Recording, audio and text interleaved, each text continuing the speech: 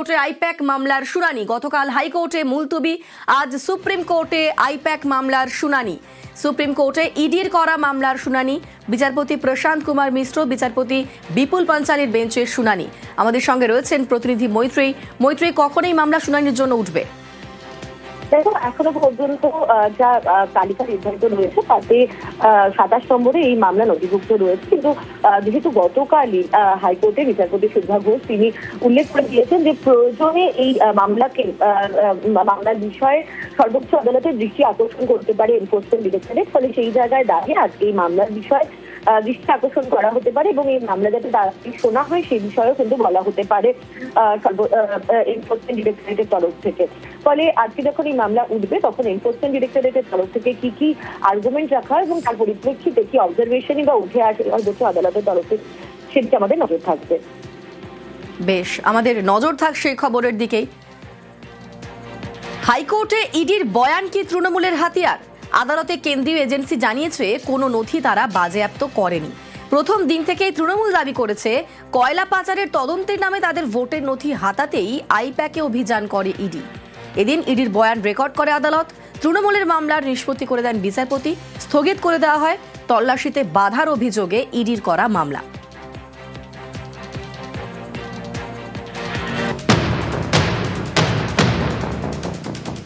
গত সপ্তাহের বৃহস্পতিবার আইপ্যাকের অফিসে ইডি হানা ঘিরে বেনজির সংঘাত।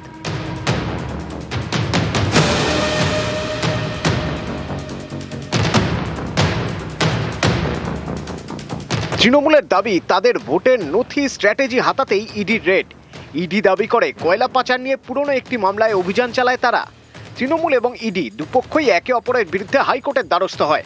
বুধবার ছিল সেই জোড়া মামলার শুনানি। সেখানেই তৃণমূলের করা মামলার নিষ্পত্তি করে দেন বিচারপতি শুভ্রা ঘোষ। এদিন শুনানি পর্বে ইডির আইনজীবী অ্যাডিশনাল সলিসিটর জেনারেল এস.ভি. রাজু বলেন, ইডির অভিযানের সময় সেখান থেকে নথি নিয়ে যান মমতা বন্দ্যোপাধ্যায়। সেই নথি ইডিকে ফেরত দেওয়া হোক, ইডি কোনো নথি বাজেয়াপ্ত করেনি। তখন তৃণমূলের আইনজীবী মনিকা গুরুস্বামী বলেন, ইডির বক্তব্য রেকর্ড করুক আদালত। এরপর ইডির আইনজীবীও বলেন, 8ই জানুয়ারি আইপ্যাকের অফিস এবং সংস্থার কর্ণধারের বাড়ি থেকে অভিযানে পাওয়া নথি নিয়ে যান মমতা বন্দ্যোপাধ্যায়। এই সওয়াল রেকর্ড করা হোক। এই মন্তব্য রেকর্ড করার পর তৃণমূলের মামলা নিষ্পত্তি করে দেন বিচারপতি শুভ্রা ঘোষ। অল ইন্ডিয়া তৃণমূল কংগ্রেস যে রিট পিটিশনটা ফাইল করেছিল, প্রথমে আর্গুমেন্ট হয়েছিল মেনটেনেবিলিটি এটসেট্রা এটসেট্রা। আইপ্যাকের হয়ে অ্যাপিয়ার করেছে, সে অ্যাপিয়ার করে দুটো পাঞ্চনামা দেখিয়েছে কোর্টকে। কোনো কিছু সিজ হয়নি আর কোনো কিছু পাওয়া যায়নি, যেটা খুব একটা সন্দেহজনক। ইডির যে council additional solicitor general during course of his submission এটাও বলেছে কোনো সিজ করা হয়নি কোনো কিছু। তাই জন্য জজ সাহেব রিট পিটিশন ডিসপোজ অফ করে দিলেন অন দেয়ার টার্মস যে কোনো কিছু সিজ হয়নি বলে। ইডির বয়ানকে হাতিয়ার করছে তৃণমূল, কারণ তৃণমূল প্রথম থেকেই দাবি করেছে কয়লা পাচারের তদন্তে নথি বাজেয়াপ্ত করতে নয়, তৃণমূলের ভোটের নথি পেতেই অভিযান চালায় ইডি। আর এদিন ইডি আদালতে জানালো তারা অভিযান চালিয়ে সেদিন কোনো নথি বাজেয়াপ্ত করেনি, অর্থাৎ কয়লা পাচারের তদন্তে কোনো নথি বাজেয়াপ্ত হয়নি। আমাদের যে মূল অভিযোগ সেই অভিযোগ অটুট রয়েছে। এবার সেই অভিযোগের চাপে পড়ে গিয়ে এখন ইডিকে বলতে হচ্ছে যে আমরা কিছু সিজ করিনি। ইডি তার কোনো উত্তর দিতে পারছে না। তারা কখন সে বাড়িতে গেছে, তারপরে অতটা সময় তারা ওখানে কি করছিল, চোখের সামনে হয়েছে, জিনিসপত্র তুলে আনা হয়েছে। যেসব জিনিস সার্চ অ্যান্ড সিজারের পাশ হওয়ার কথা সেগুলোকে টেনে হিজড়ে বার করে আনা হয়েছে। সবুজ ফাইল, তারা বাংলা দেখেছে। মানুষ আর এসব শুনতে চায় না, বুঝতেও চায় না। মানুষ জানে দুর্নীতির কাছ থেকে বাঁচতে গেলে তৃণমূলের বিসর্জন দরকার।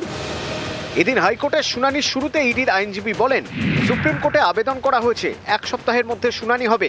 হাইকোর্ট কিছুদিন মামলা স্থগিত রেখেছিল, আরও কিছুদিন স্থগিত রাখুক। সুপ্রিম কোর্টের শুনানি দেখে এই আদালতে মামলার শুনানি হোক।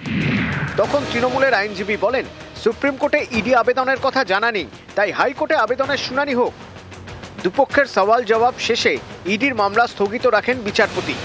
ইডি যেটা ফাইল করেছিল, যেটাতে আমি অ্যাপিয়ার করেছিলাম মমতা ব্যানার্জির হয়ে, Mamata Banerjee as chairperson of all India Trinamool Congress, সেই মামলাটা ইডি টাইম চেয়েছিল। ওরা সুপ্রিম কোর্টে ম্যাটার পেন্ডিং আছে, অ্যাডজন করে দাও। জজ সাহেব ওদের সাবমিশনটা রেকর্ড করেছে, সেই জন্য মামলা অ্যাডজন করা হলো। বৃহস্পতিবার সুপ্রিম কোর্টের লিস্টে রাখা হয়েছে ইডির মামলা। বিচারপতি প্রশান্ত কুমার মিশ্র এবং বিচারপতি বিপুল পাঞ্চলির বেঞ্চে মামলা নথিভুক্ত হয়েছে। নিউজ 18 বাংলা।